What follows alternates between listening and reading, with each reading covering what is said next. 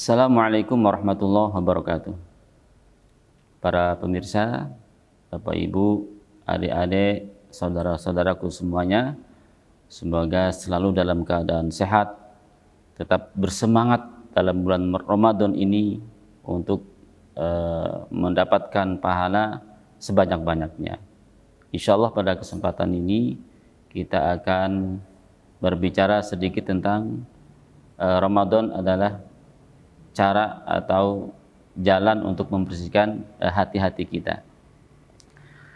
Allah Subhanahu wa taala berfirman dalam sebuah ayat, qad aflaha man zakkaha, atau dalam riwayat Warsh membacanya qad aflaha man zakkaha, ya. Beruntunglah, sungguh beruntung orang-orang yang membersihkan dirinya, ya. Jadi ada anjuran kita, ya, untuk membersihkan diri. Membersihkan diri dari apa? Dari sifat-sifat yang tidak baik yang terdapat dalam diri kita. Kita tidak usah menilai orang lain, ya, tapi nilailah diri kita sendiri. Semua kita tahu apa kekurangan kita, apa aib kita, apa kejelekan-kejelekan yang ada pada diri kita. Nah, yang itu kita bersihkan. Maka beruntunglah orang yang selalu berusaha untuk membersihkan dirinya. Qad aflaha man zakkaha. Beruntunglah orang-orang yang membersihkan dirinya. Membersihkan dirinya dari ucapan-ucapan yang kotor, ya. Dari tindak laku yang kurang baik, ya. Dari akhlak-akhlak yang tidak terpuji, ya. Atau membersihkan diri yang tidak bisa menjaga matanya, gitu, ya. Kita bisa menilai diri kita. Atau bermalas-malas dalam beribadah, berat dalam beribadah. Ini sudah saatnya untuk dibersihkan hatinya, ya. Karena ketika hatinya bersih, gitu, ya, maka dia akan semangat untuk melaksanakan ibadah, ya. Kalau hatinya bersih, maka perbuatannya akan baik. Mulanya Rasulullah mengatakan, ala wa inna fil jasadi lamudghah, wa idza saluhal jasadu kullu, wa idza fasadal jasadu kullu. Ketahuilah bahwa di dalam diri manusia ada segumpal daging atau segumpal darah, yang mana ketika segumpal darah ini baik, maka seluruh anggota tubuhnya akan menjadi baik. Ketahuilah bahwa itu adalah hati. Nah, jadi kalau dalamnya baik, hatinya baik, ya, maka perbuatannya akan baik juga, ya. Jadi perbuatan kita, ucapan kita itu bisa mencerminkan hati kita bersih atau tidak, gitu, ya. Kalau orang sering suka banget berkata kotor, ya, suka mencaci saudaranya, menjelek-jelekan saudaranya, baik dengan ucapan atau dengan tulisan, begitu, ya, sering banget, ini bermasalah dalam hatinya. Maka segeralah untuk membersihkan diri. Kita nilai diri kita, jangan menilai orang lain. Karena kita lebih tahu dengan diri kita daripada orang lain. Kadang orang lain menilai kita adalah orang yang terbaik, ternyata tidak, ya. Yang tahu adalah diri kita, ya. Jadi kalau perkataan orang Arab, ya, yazunnuna annani khairun nas, ya. Mereka manusia menyangka bahwa diri saya adalah orang yang terbaik. Mereka taunya seperti itu, ya, karena dilihat dari zahirnya. Tapi sesungguhnya, ya, kitalah yang tahu diri kita, ya. Tidak ada di antara kita orang yang paling bersih, ya. Pasti ada kesalahan. Nah, kalau kita sudah merasakan tanda-tanda tadi, gitu, ya, ucapan kita sudah mulai tidak baik, gitu, ya. Kita beribadah berat, membaca Al-Qur'an sudah berat, maka paksakan saatnya untuk membersihkan diri kita. Dan di bulan Ramadan ini adalah saat terbaik untuk membersihkan diri kita. Allah Subhanahu wa taala berfirman,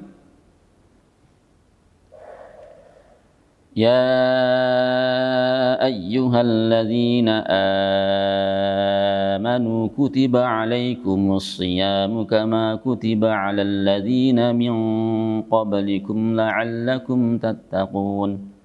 Hai orang-orang beriman, telah diwajibkan atas kalian berpuasa sebagaimana diwajibkan kepada orang-orang sebelum kalian, agar kalian bertakwa.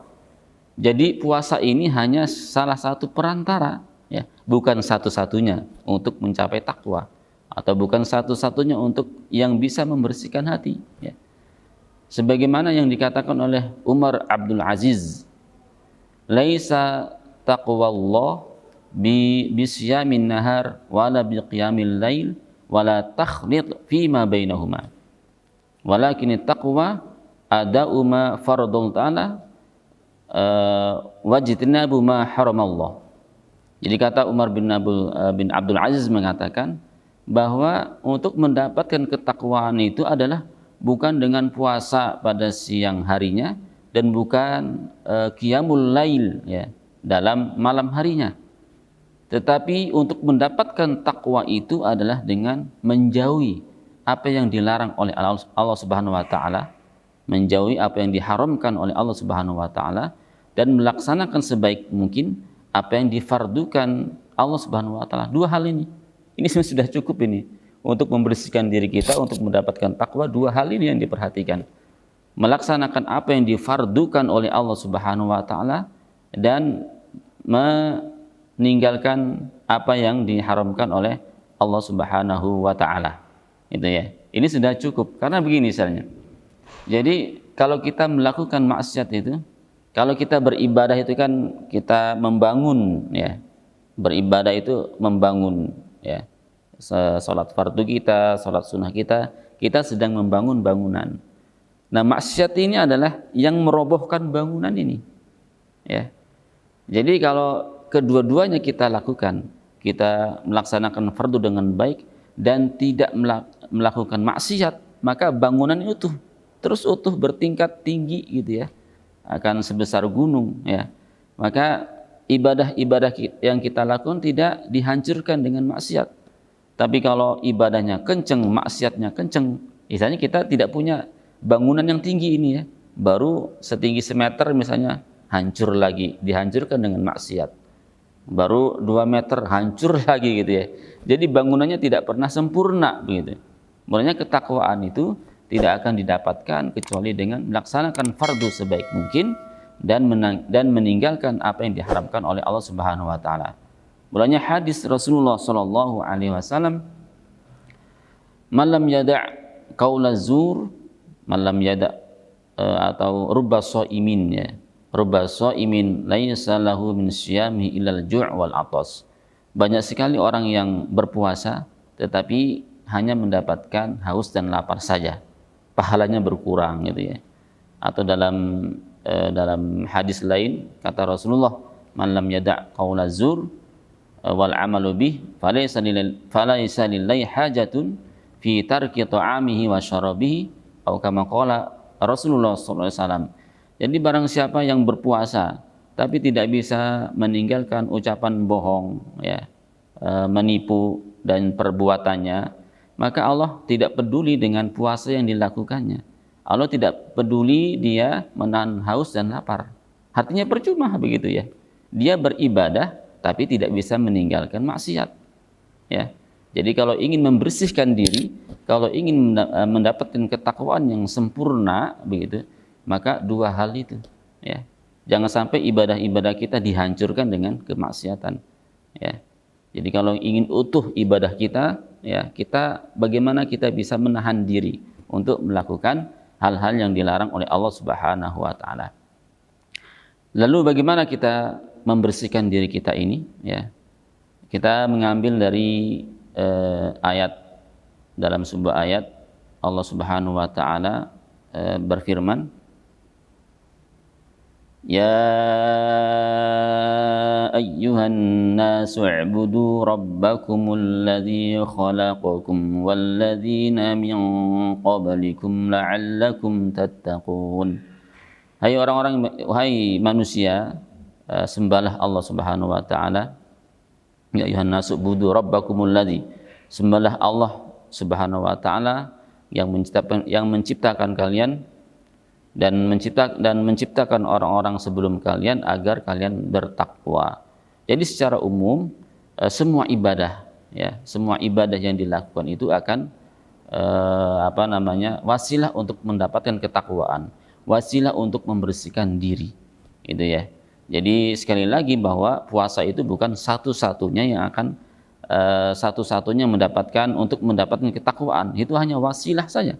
Jadi semua ibadah, baik bacaan Al-Quran kita, sedekah kita, zakat kita pada bulan Ramadan, semuanya adalah perantara untuk mendapatkan ketakwaan di sisi Allah Subhanahu wa taala. Maka paksakan diri kita, gitu ya.